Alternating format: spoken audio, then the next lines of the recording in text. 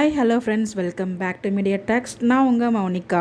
So அன்எக்ஸ்பெக்டட்ங்க, இந்த வாரம் வந்து டபுள் எவிக்ஷன் வந்து பண்ணியிருக்காங்க. அதுவும் இன்றைக்கி ஒரு எவிக்ஷன், நாளைக்கு ஒரு எவிக்ஷன். இன்றைக்கி எவிக்ஷன் வந்து பார்த்திங்கன்னா நீங்கள் ஆல்ரெடி பார்த்துருப்பீங்க, ராணவ் வந்து எலிமினேட் ஆகியிருக்காங்க.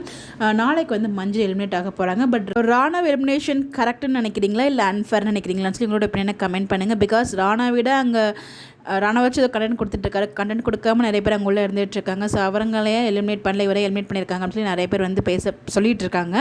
பட் இந்த இடத்துல நாட்கள் கம்மியாக இருக்குது இல்லையா? ஸோ போக போக வந்து நல்லா ப்ளே பண்ணுற கண்டஸ்டன்ஸும் வெளியே போவாங்க. பிகாஸ் டாப் 5 தான் அங்கே வந்து எடுக்க போகிறாங்க.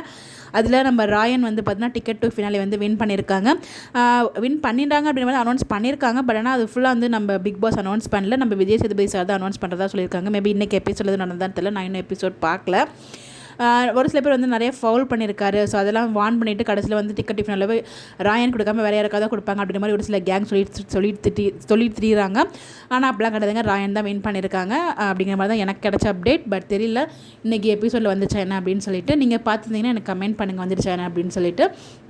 பட் வந்து இந்த இடத்துல நம்ம ராயன் வந்து என்ட்ரி போகிறாங்க.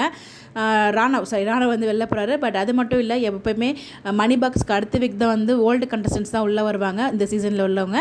பட் ஆனால் கம்மிங் மண்டேலேருந்தே வந்து பார்த்திங்கன்னா இந்த சீசனில் இருந்த ஓல்டு கண்டஸ்டன்ஸ் தான் உள்ளே வரப்போ தான் நமக்கு ஒரு அப்டேட்டுமே கிடச்சிருக்கு. இது ரொம்பவே ஷாக்கிங்காக இருக்குது. மேபி உள்ளே வந்து நிறைய பேரை கன்ஃபியூஸ் பண்ண வச்சு மணி எடுக்க வச்சு அனுப்பிச்சிடுவாங்கன்னு தெரியல. பட் இதெல்லாம் யார் அந்த டாப் 5 வருவாங்கன்னு சொல்லி உங்களோட கெஸ்ஸை மறக்காமல் கமெண்ட்டில் சொல்லுங்கள். ஸோ என்னோட கெஸ் வந்து பார்த்திங்கன்னா நம்ம சௌந்தர்யா இருப்பாங்க, முத்துக்குமரன் இருப்பாங்க, தீபக் அண்ணா இருப்பாங்க, ராயன் இருக்காங்க. 4 பேர். ரிமைனிங் ஒருத்தர் வந்து யார், ஜாக்லின், விஜய் விஷால், பவித்ரா. இந்த 3 பேரில் யார் வருவாங்க அப்படிங்கிறத மணி பாக்ஸ் எடுத்ததுக்கப்புறம் வந்து பார்த்திங்கன்னா நெக்ஸ்ட் வீக் டபுள் எலிமினேஷன் பண்ணுறாங்களா இல்லை மிட் வீக் எலிமினேஷன் கொடுக்குறாங்கன்னு தெரியல. இன்னொரு ஒரு வீக் தான் இருக்குது. இந்த ஒரு வீக், அடுத்த ஒரு வீக், அவ்வளோதான் டேரக்டாக ஃபினாலே. இந்த ஒரு வீக்கில் நெக்ஸ்ட் சாட்டர்டே சண்டே ஒரு எலிமினேஷன் நடக்கும். அதுக்கப்புறம் ஃபினாலே வீக் வரும்னு நினைக்கிறேன் என்னோட கெஸ் படி. எப்பவுமே அந்த ஃபினாலே வீக் இருக்கும் இல்லையா, பிஃபோர் வீக், அந்த வீக்கில் தான் கண்டஸ்டன்ஸ் எல்லாம் உள்ளே வருவாங்க. பட் ஆனால் இந்த வாரம் வந்து முன்னாடியே விடுறாங்க. என்ன நடக்க போகுதுன்னு தெரியல. மேபி கண்டென்ட் எதில் நினச்சி முன்னாடி இவங்களை விட்றாங்களா என்னன்னு தெரியல. பட் இந்த வாரம் 2 பேர் எலிமினேட் ஆகுறாங்க. அவங்கள தொடர்ந்து உள்ளே வந்து பார்த்தீங்கன்னா 8 கண்டஸ்டன்ஸ் இருக்காங்க. அதுலேருந்து யார் அந்த 5 பேர், அதில் ஒருத்தவங்க வந்து கன்ஃபார்ம் ஆயாச்சு, நம்ம ராயன்.